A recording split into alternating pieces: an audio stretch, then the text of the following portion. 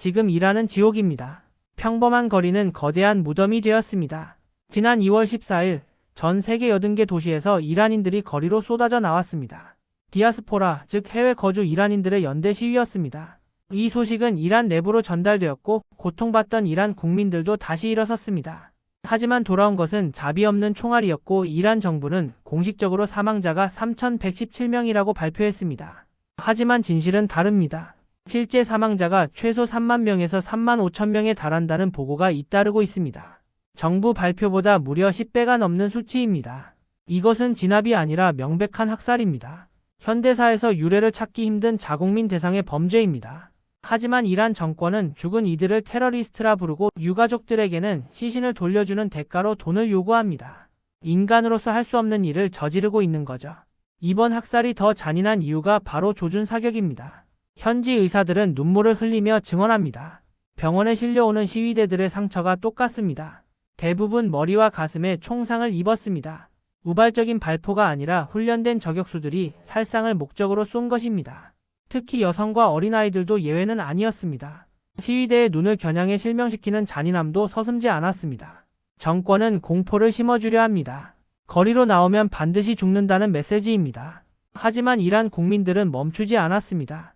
3만 명이 넘는 동료의 죽음을 목격한 그들에게 후퇴는 곧 죽음과 같습니다. 이미 지난 1월 초부터 조짐은 있었습니다. 수천 명을 한꺼번에 처형했다는 기록이 유출되었죠. 2월 14일 시위는 그 분노가 폭발한 정점이었습니다. 하지만 이란 정권은 인터넷을 완전히 차단했습니다. 외부와의 소통을 막고 어둠 속에서 칼을 휘둘렀습니다. 우리가 보고 있는 영상들은 목숨을 걸고 유출된 극히 일부일 뿐입니다. 미국은 무엇을 하고 있었을까요? 미 해군은 항공모함 2척을 이란 앞바다에 배치했습니다. 에이브러햄 링컨함과 제럴드 포드함입니다. 압도적인 무력입니다. 당장이라도 이란 정권을 무너뜨릴 기세였지만 이란인들의 살상을 막지 못했습니다. 이유는 복잡합니다. 전면전으로 번질 경우 전 세계 경제가 마비되겠죠. 호르무즈 해협이 막히면 기름값은 폭등합니다. 무엇보다 이란 정권에게 명분을 주기 싫었습니다. 이 시위는 미국의 사주를 받은 폭동이다. 정권이 가장 즐겨 쓰는 거짓말입니다. 미국은 이 프레임에 갇히지 않으려 했습니다. 대신 트럼프 행정부는 다른 길을 택했습니다. 바로 스타링크입니다. 수천 대의 스타링크 단말기가 이란 내부로 밀반입되었습니다. 정부가 인터넷을 끊어도 시위대는 소통했습니다. 학살의 증거들이 위성을 통해 전 세계로 퍼져나갔습니다. 총칼보다 무서운 정보의 힘입니다. 트럼프는 SNS를 통해 매일 경고했습니다. 시위대를 죽이지 마라. 우리는 모든 것을 보고 있다. 이것은 단순한 조언이 아니었습니다. 곧 닥쳐올 폭풍에 대한 마지막 통보였습니다. 그리고 이제 운명의 날이 다가옵니다. 바로 2월 17일 스위스 제네바에서 핵협상이 열립니다. 이번 협상은 평소와 다릅니다. 혁신적이라는 표현이 나올 만큼 모든 것이 걸려 있습니다. 미국과 이스라엘의 인내심은 바닥났습니다. 이란 정권에게 주어진 마지막 비상구입니다. 만약 17일 협상이 결렬된다면 어떻게 될까요? 시나리오는 이미 짜여 있어 외교의 시간은 끝나고 곧바로 전쟁의 시간이 시작됩니다. 트럼프는 이미 핵을 가진 이란 정권은 절대 용납할 수 없다고 공언했습니다. 특히 이번 3만 명 학살 사건은 국제 여론을 최악으로 만들었습니다. 무력 개입에 대한 정당성이 충분히 확보된 셈입니다. 협상장은 긴장감이 감돕니다. 이란 대표단은 벼랑 끝에 서 있습니다. 내부에서는 국민들이 정권을 뒤엎으려 합니다. 외부에서는 미 항모 전단과 이스라엘의 미사일이 겨누고 있습니다. 17일 협상의 결과는 이란이라는 나라의 지도를 바꿀 것입니다. 협상이 결렬되는 순간 가장 먼저 움직일 곳은 이스라엘입니다. 이스라엘은 이미 작년에 이란을 공습한 경험이 있습니다.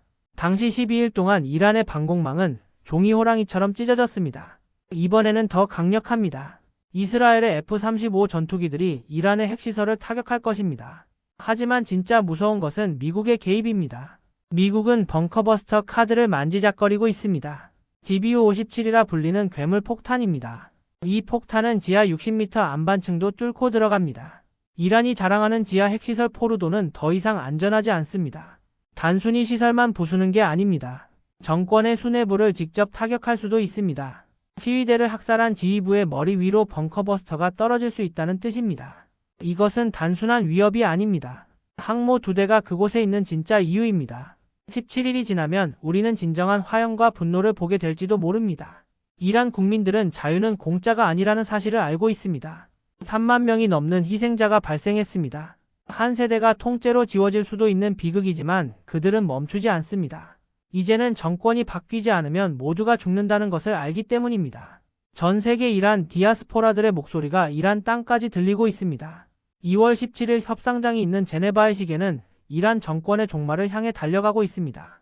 이것은 단순한 뉴스 속 이야기가 아니라 우리 시대에 벌어지고 있는 가장 참혹하고도 위대한 혁명의 기록입니다.